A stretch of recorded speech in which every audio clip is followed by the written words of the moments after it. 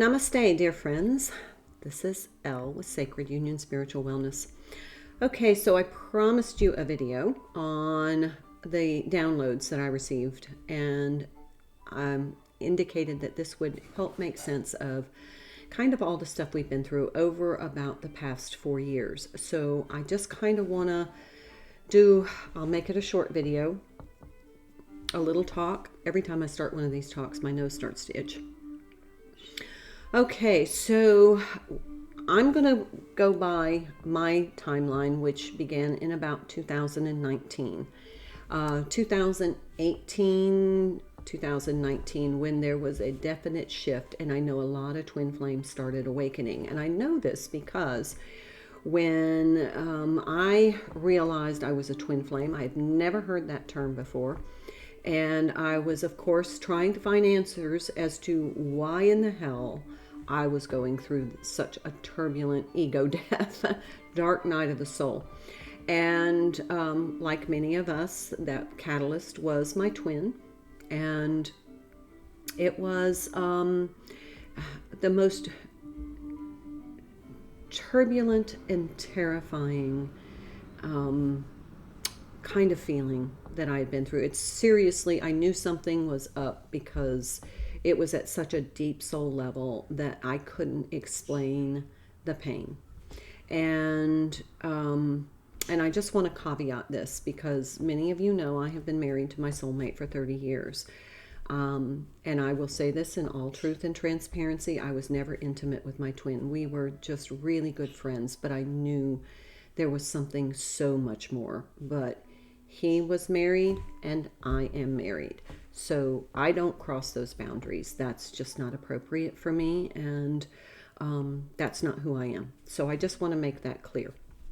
But that doesn't mean the intensity wasn't there. It doesn't mean that I didn't feel that deep soul longing and feeling like my soul got ripped out during the separation. But anyway, I feel like the 2019, there was nothing, very few websites, very little information about twin flames. In fact, when I saw the term for the first time doing a Google search on soul connections, like many of you have experienced, I was like, twin flames, somebody just made that up to make money. I seriously believe that. Until I read more and realized, wow, that feels pretty powerful to me in my soul. And so I started doing more research. Fortunately, there were a few good tarot readers out there that were willing to talk about twin flames, and there were a couple of YouTube channels that kind of skimmed over the surface of what twin flames were. But of course, when you're meant to know, you will find the information. So as I went through my awakening process, of course, many of us are on the same timeline. So we started, more information started coming out, and it was just easier to access more information, more in-depth information, and more reliable information. Of course, there is a bunch of garbage out there too. So you really have to use your discernment and your intuition to what is truth for you. Okay, so what I realized when I look back and with talking with many of you and working with many of you and doing readings, a lot of private readings, I realized that there are multiple timelines of awakenings for twins. And I think the purpose for that is that it couldn't happen all at once. I feel like we were all supposed to awaken in waves so that we can help each other out. If we were all to awaken at once, we'd all become befuddled, like, why are we experiencing this? But as we go through the waves, we have more experienced people that are further along on the journey that inform the less experienced people on the journey. And that helps us go through it kind of faster. It feels like the first cadre of twins came through quite a while ago. But with the internet and access to information, I think that was the time that the mass awakening of twins happened, so that the information was available. I do believe that there is a reason overall that twins are awakening, and I do believe it is for us to increase the vibration of the planet. Now, not only for the planet, but for humanity, and I'm going to tell you why. As we go through our galaxy and the universe, our solar system is not static. It is moving, and at this time, it is going through, or the time that I'm making this video, and in the very near future, it is going through a part of our solar system, or the universe, the galaxy, that has a lot of energy. And as we go through this part of our galaxy, we are being bombarded by, I think we're going through like a photon belt, which is just we're just being bombarded. Our planet is being bombarded. Our entire solar system is being bombarded by this energy. And because of that, there's an uptick in the sun cycle, because the sun is getting all of this energy too. And so you're going to see more solar activity, which bombards our planet with more energy. And so if we weren't in less dense energy, more light energy, instead of that dark, dense energy where we were just a few years ago, our physical bodies would not be able to handle the intensity of these two sources of energy that we're going through just by living here on this planet and being in the solar system. And in order for our bodies, our nervous system, our cells to be able to deal with that influx of energy, we had to lighten our density. And that is through healing, coming out of that dense emotional kind of quagmire that many of us were in, the density from the programming that we've had as certain cultures in humanity, but also the density of the darkness of some of the control mechanisms that have been used against us over the last few thousand years, or maybe even longer. So I feel like this awakening was because in order for us to ascend, we have to be able to survive this both emotionally and physically. And it was just going to be so hard to do that. And as these energy sources bombard us more and more and more, it's going to cause awakening. But it's also causing some disruptions in our magnetic field on our planet, which is going to create a disruption in our magnetic aura. So, because remember, the aura is made from the electrical activity of the brain, the heart is the magnetic activity, and then the other organs and cells contribute to a vibration, which is your aura. And this interacts with the quantum field, which is all around us, but that's influenced by all of this light energy and the magnetic field. So as the magnetic field has some disruptions and is weakening, we are getting more and more and more of that light energy, of that energy from the photon belt and the sun. And because there isn't as strong as a filter, we're getting more and more of it. So now you can see why we needed to be in less dense energy, less dense physical being. This required healing. It required facing our fears. It required us healing any traumas so that we're not in those lower vibration, denser energies. Okay, so here's another one. Earth is an emotional planet. Earth is mainly water. Our bodies are mainly water. Water are our emotions. If you look at the effect of tides with the moon, the phases of the moon, you know darn well that our planet and our bodies are tied to those responses from the gravitational pull of the moon. So as it comes closer to the earth, or it's more powerful, then we have tides that change. The water responds to the moon's energy. So you know that affects us. So if the moon's energy is affecting us, and this is a water planet, and we are primarily on a planet with water, and where our beings, our physical beings, have a lot of water that makes up our cells, then you know we're going to be sensitive to frequencies, and our emotions are going to be kind of the interplay between the frequencies that we're absorbing and the frequencies that we're emitting. So keep that in mind, that we are very connected to Mother Earth and her emotions. And as she's absorbing all of this intense light energy, her body is responding, as is ours. And so we really need to be at a higher frequency to be able to endure. This is an endurance. It's like endurance training. We needed to be able to endure this higher light energy. Okay, so couple of other things.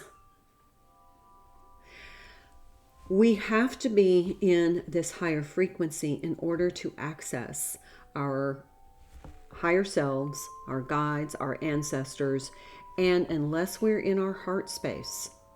Because if we're in monkey mind and we're in low vibration because we're in that analytical, panicked, we're in anxiety mode, survival mode, we're not in our heart space. So in order to be in your heart space and be comfortable there, you have to have cleared a lot of that hurt, that trauma, those lower vibrations. Otherwise, you bounce back and forth between your head space and your heart space, and they seem to be sometimes at war with each other for frequency. So there's almost like an internal frequency dynamic or conflict. As you go through the healing process, this becomes coherence and not conflict. So then you go through the heart-brain coherence, and this is when you're in the manifestation stage. You're in the higher frequency, you're interacting, your vibration, your magnetic and electrical field are coherent with that of the quantum, so your manifestation is much more effective. But in order to get there, we had to do the healing so that we can balance the heart space and the head space to be at optimal frequency and coherent levels to interact with the quantum, so that's where we manifest. Some people call it the vortex, but I call it the quantum, and this is where we are interacting with the universe and co-creating. But we have to be where we can dovetail our energies, and we only can do that if we're in heart-brain coherence. That's how I understand it anyway. Okay, so what's going on?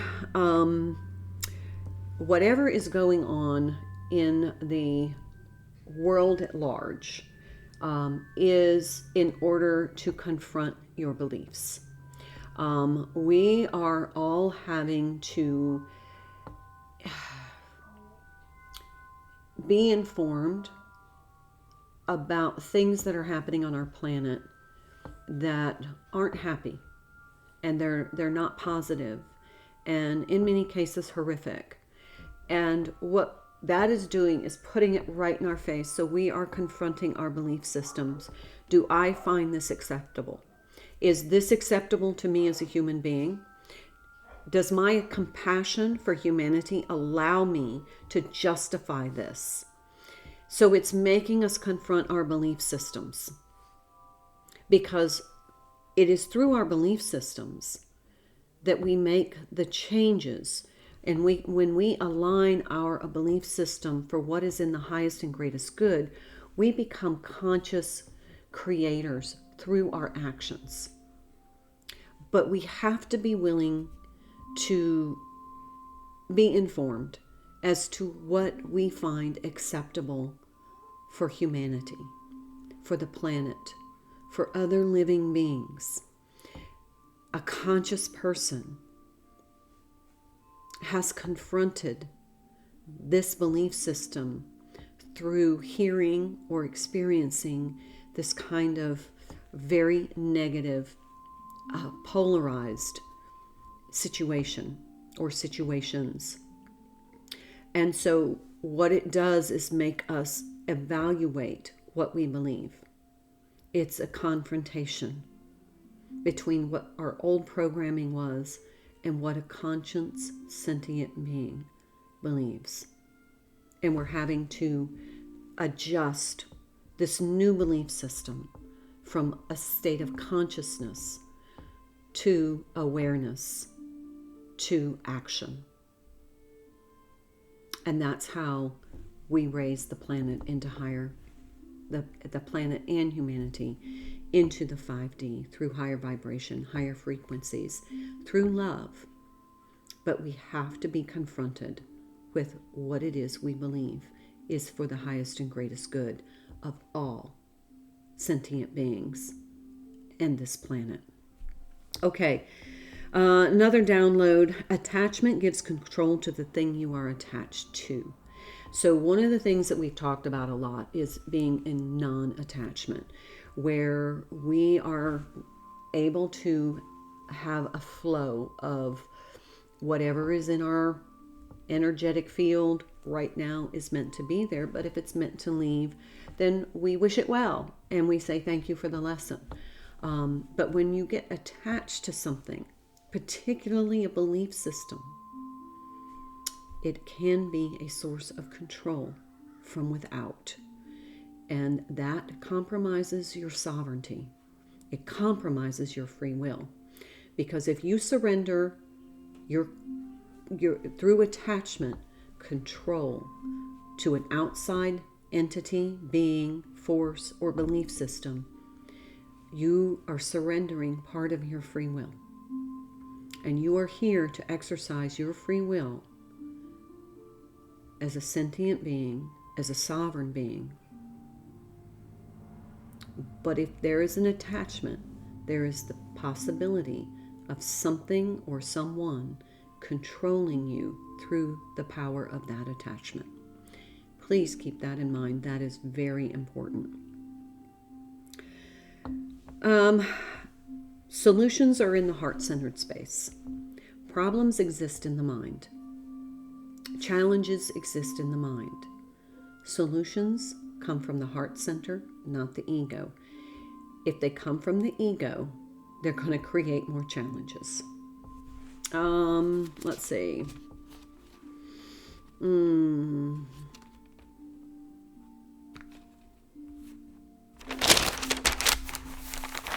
Doing something that uplifts your soul creates space for you to manifest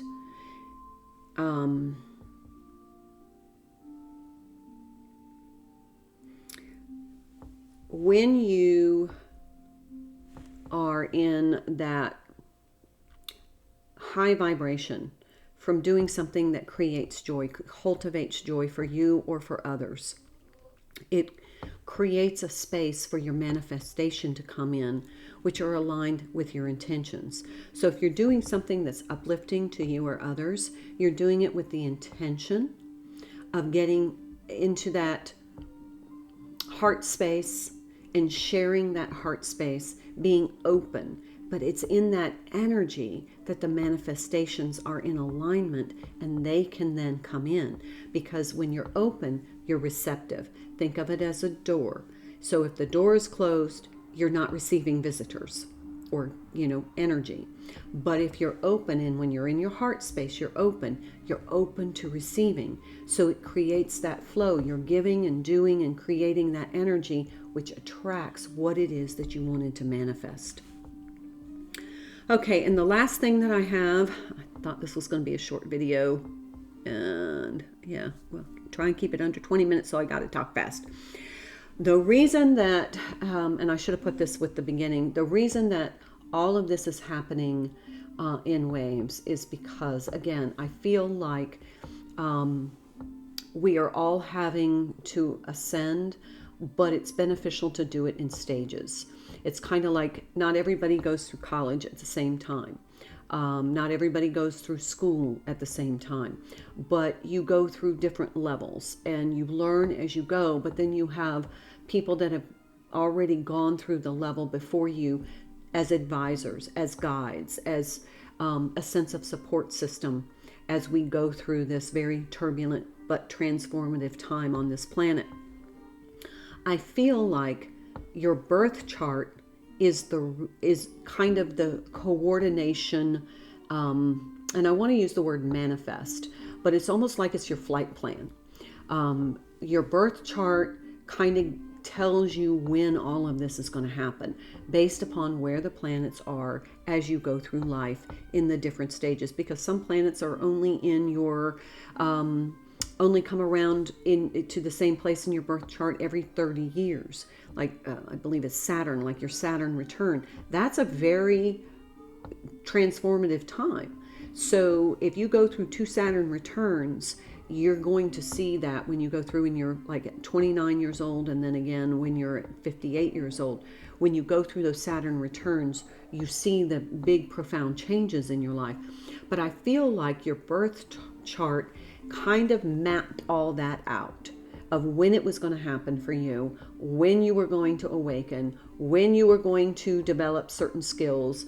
And your birth chart is your unique like blueprint for who you are, so that your gifts can be maximized for the highest and greater good if you choose and use your free will to share it with the world.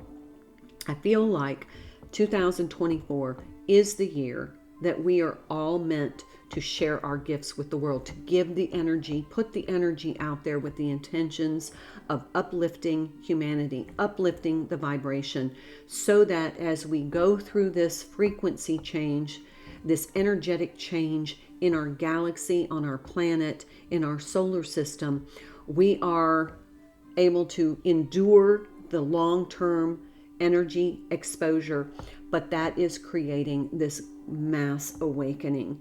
And so many of us are going through it so we can help guide others as they awaken.